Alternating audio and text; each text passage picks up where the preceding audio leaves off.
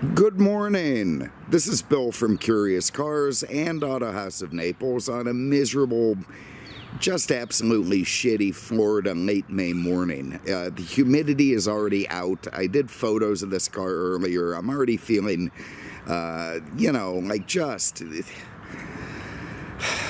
The weather is just turning horrible, and there's no end in sight. And if I'd played my cards right, instead of being an idiot, I would be out of here this summer. I would be gone.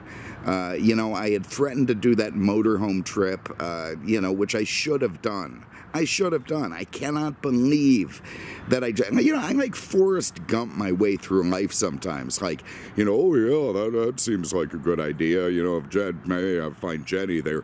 It's just absolutely pathetic. And then when it's all too late, I realize what's happened. I look back and think, oh, fuck.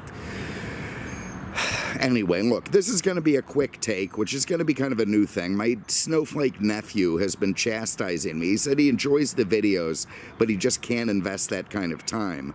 Being 19 years old, he can invest approximately 3.4 minutes. At the longest. That's, like him watching the entire Godfather series, if he can spend that long. So, truly, if I could knock it down to 20 seconds, he'd be happier. But I'm going to go with what he says, because, he's part of this youth crew, and, apparently they know what... My glasses are fogging up. Anyway, apparently they know what's going on, so we're gonna go with it. I'm not even gonna tell any stories about Chris, the worst human on earth, or Al, the cheapest guy I know, or any of it. I'm just gonna be here in Peter's driveway doing this car, and here it is. It's a 1970 Chevrolet Corvette convertible, Stingray, if you will. 70 being an absolutely terrific year for this car. It's the third generation Corvette. It was based essentially on the Mako Shark II concept, which was put together by a guy named Larry Shinoda, a fantastic Chevrolet and even specifically Corvette engineer at one point. Very fascinated guy. Asian America, was in one of those internment camps, and ended up being a terrific American, and put together a car that, looked fantastic, the Mako Shark II, and it became the foundation for this car. But look, as soon as, basically when the paint was drying on the first of the C2s, Chevy and, specifically the Corvette guys said, look, the first gen went on for 10 years, it went on too long, it was long in the tooth, we're not going to let that happen now, so we're going to start developing right away, which they did. And what's interesting about that, they put together two teams, competing teams, to generate the car. One was led by a guy named Frank Winchell. He was the director of Chevrolet, the Chevrolet Engineering Center at the time. And another was Zora Arcos Duntov, kind of the adoptive father of the Corvette. It's not really fair to call him the father. That would go to Bill Mitchell. But, Duntov was the adoptive father. It became his thing. And the two of them they started working on basically what would be a mid-engined or rear-engined Corvette. They decided that's what it would take to sort of keep up with the Europeans. They wanted it to be exotic. They wanted it to be different.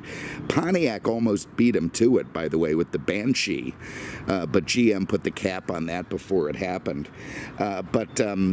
So they started competing. One of them did sort of a rear-engine type thing based...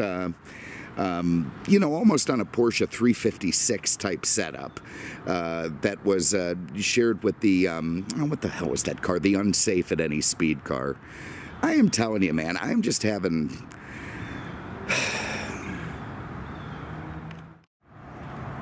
I actually had to pause and stop and think about it.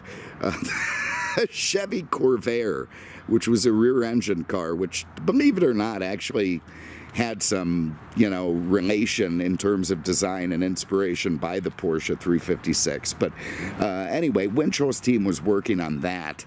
Duntov wanted more of a hot rod mid-engine thing, sort of in the spirit of the Lamborghini Miura or some such. That was what he had in mind. Not that the Miura was out, but that sort of thing, sort of a mid-engine hot rod exotic. So they both started working on it. They made mock-ups. They actually built running cars cars. One of them was destroyed when it did a high-speed lane change test because it had 70% rear bias, you know, in the weight distribution, which is just makes it undrivable. But they were working on it. Finally, Chevy decided, look, this thing just ain't going to fly. You know, the cost is going to be so prohibitive at the end of it, nobody's going to be able to afford the thing. So they decided to take the underpinnings of the C2, the prior gen Corvette, which they had put a lot of time and effort into, by the way. So that car only ran for about 5 years. The underpinnings were still essentially fresh, but they put an all-new body and interior on it, and it would become the C3, this one. Loosely known, yeah, the Shark generation, the Coke bottle Corvette. There's a few different names for it. None of them really matter all that much, but you know, it was a little bit controversial at the time. And while the C2 was kind of a real, you know, almost a Le Mans style race car in spirit, this C3 was going to become kind of a muscle car slash boulevard cruiser, more than a true sports car. And at the time, it was a little bit controversial, but it ended up running for 15 model years, a production run that long, which is just absolutely amazing. I mean, it started with Nixon and ended under Reagan. Just a very, very long time. And set sales records along the way as late as 1979. So you can't say that it wasn't very befitting and popular in its time. In fact, it came sort of to define the era in a lot of ways, and was, you know, an absolutely terrific piece. So yeah, after having failed miserably keeping it a secret, you know, they were trying, you know, the marketing department, we're going to unveil this thing. It's, oh my God, no, everyone's going to be blown away. Well, Mattel released a Hot Wheels car called the Custom Corvette about 3 weeks before the official unveiling, which was the actual design of the car. So the cat was out of the bag at that point. But, yeah, all right, look, hold on a minute. I'm going to get my act together, and I got to go back and look at my notes. I made some notes last night. I can feel I'm already losing the flow here, so let me take a quick peek before I start rambling on and making this a 50-minute video. Bear with me one moment. All right, so I've got my shit together, and we're going to keep going. And in the spirit of brevity, we're just going to dive right into this thing. So look, it's dramatic style. I mean, it really, without question, is. I mean, it's got all of these sort of razor-sharp edges mixed with swooping, dramatic curves. You know, again, Coke bottle, Mako Shark, call it what you will. But it does have a very unique and striking look. That again, I think did come to define the era. This one is finished in Donnybrook green, which is, yeah, very attractive color to me. I like green cars. I know not everyone does, but I do. Donnybrook is a suburb of Dublin, Ireland. I actually lived nearby for a while, and apparently also is a big escalating bar fight in slang in American nomenclature. And I don't know if the two are related, the Irish suburb versus the bar fight, but I'm guessing they probably are. But beautiful color, and you can see, you know, they didn't do many changes over the model years in the beginning because, you know, again, why bother? The early ones are considered to be some of the best looking, with the chrome bumpers. It's got quad pop-up headlights, as, you know, a Corvette should at least have pop-up headlights of some variety. It's got these egg crate side vents, which are functional. There you see the word Stingray. This was the second gen. The first to wear the badge was the C2, but it was 2 words. For the C3, they shortened it to 1 word and ran it on the side of the car through 1976, and I don't think it came back again until 2014, so the Stingray name took a hiatus. You've got, you know, again, these beautiful flowing curves. You've got this stainless rocker panel at the bottom. You've got a narrowed waist. You've got wide rally wheels, which are, you know, very attractive. The wider ones, the 8" 12" were particular to the Corvette. On the other Chevys, they had narrower ones, but same wheel, basically. This one wearing radial TAs, which I think look pretty good on there. You see the split rear bumper, absolutely beautiful. I love the way the haunches on the rear swoop down in a beautiful curve and then come up in a little bit of a ducktail spoiler type look. You got 4 quad lights. In 70, they went to this rectangular exhaust instead of the round exhaust. Looks pretty good. The coupes, they had T-tops and a completely vertical rear window that the earlier at a certain point they stopped it, but the window would pop out and you could store it inside the car.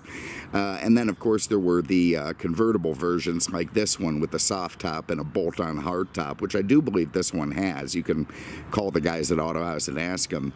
And that, again, all very, very proper for a Corvette. And I just think, to me, the car is just striking. I like the gas door here in the back, you know, kind of a clever spot for it. The, you know, flags crossed, just very nice. Let's have a look under the hood. The thing doesn't actually have a trunk. Oh, God, that's hard to open. It's got this little storage area underneath the back that, you know, you can put all your crap in. The hood lifts forward, which I think is a nice look.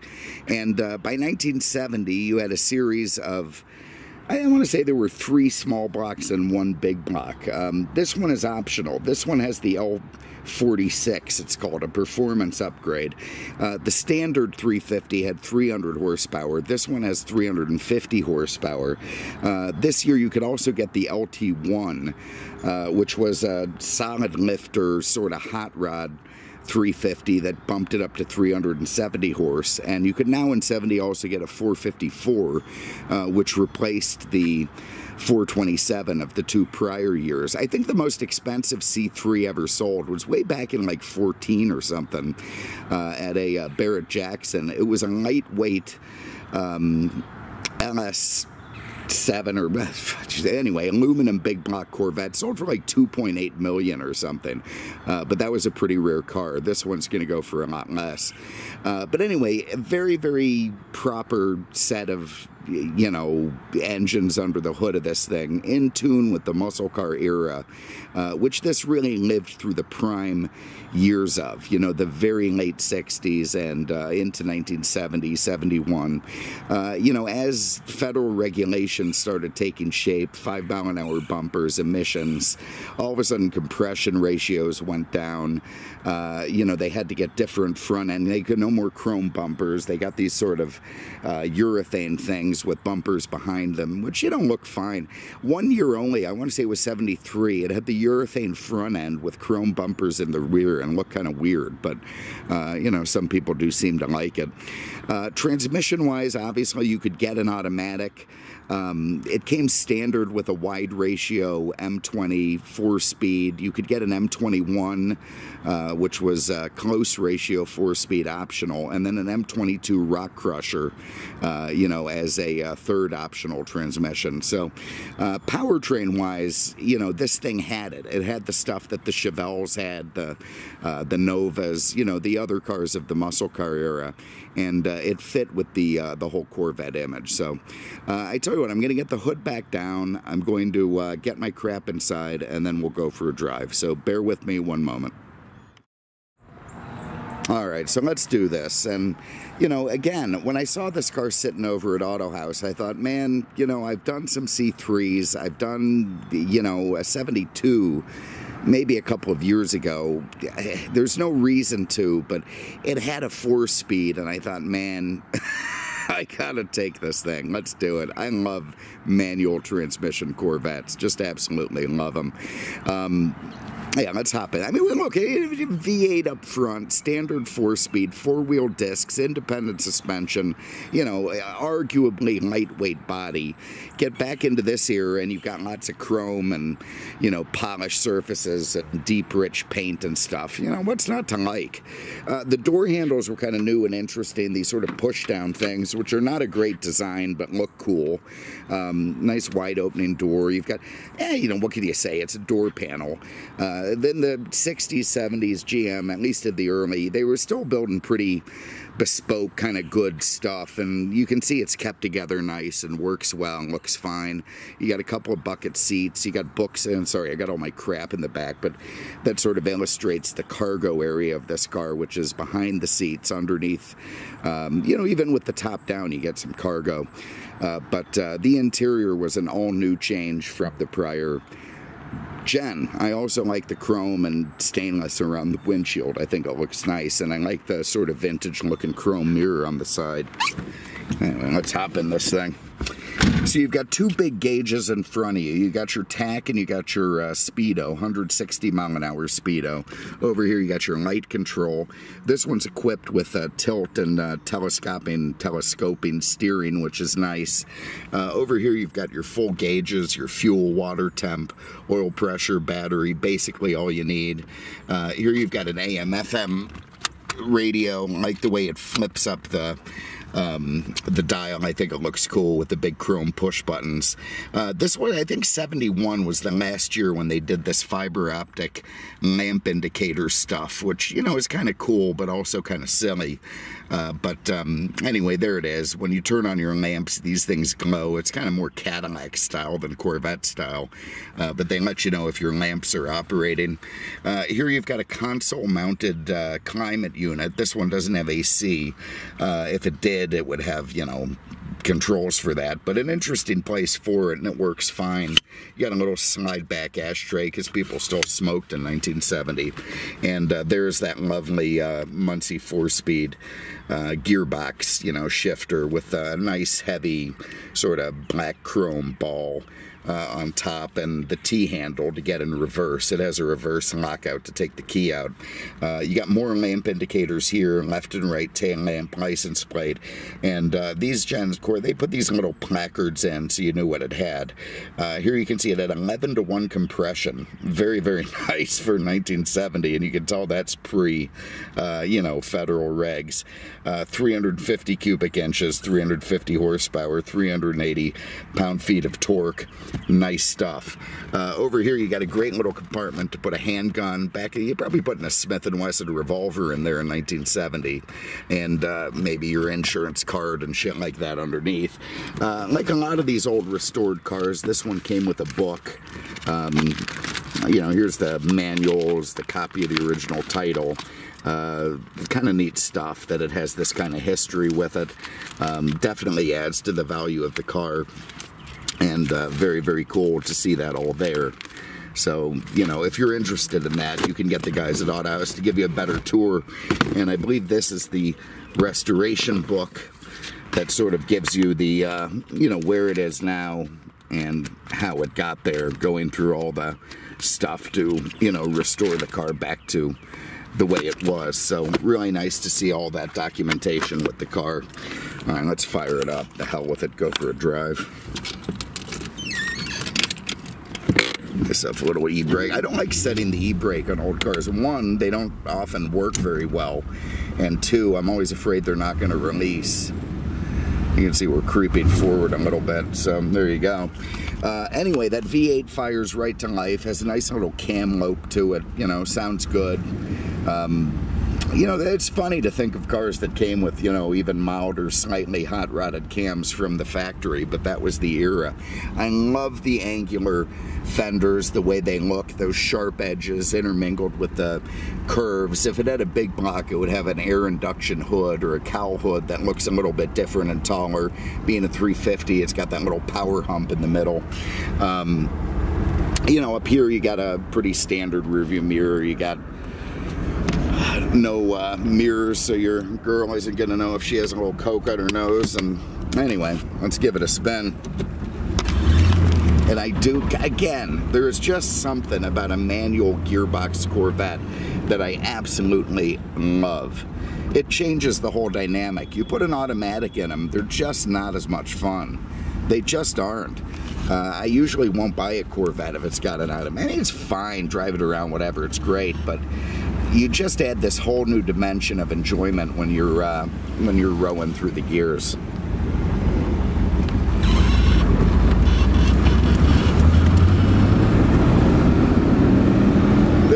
interesting. So we were getting into federal stuff now. You got a seatbelt warning here. They want you to put your, that was a, I hope that was a woman with shorts like that. Anyway, you push that and that turns off, but you're acknowledging that that you got your seatbelts on, or you at least were reminded of them. Trans shift super smooth, lovely feeling.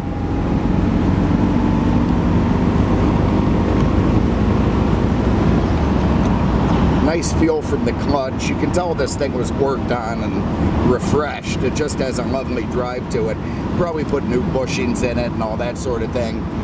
You know, I feel like, you know, like you would have back in the day, back when, you know, moonshot astronauts drove these things.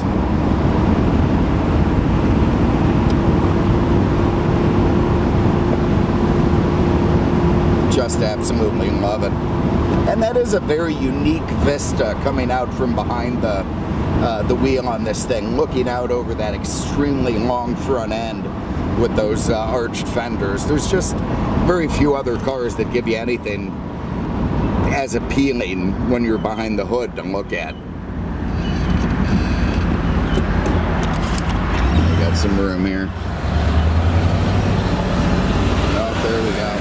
Guaranteed that was caused by stupidity. Guaranteed. And of course a 4-barrel. All Corvettes would have had that.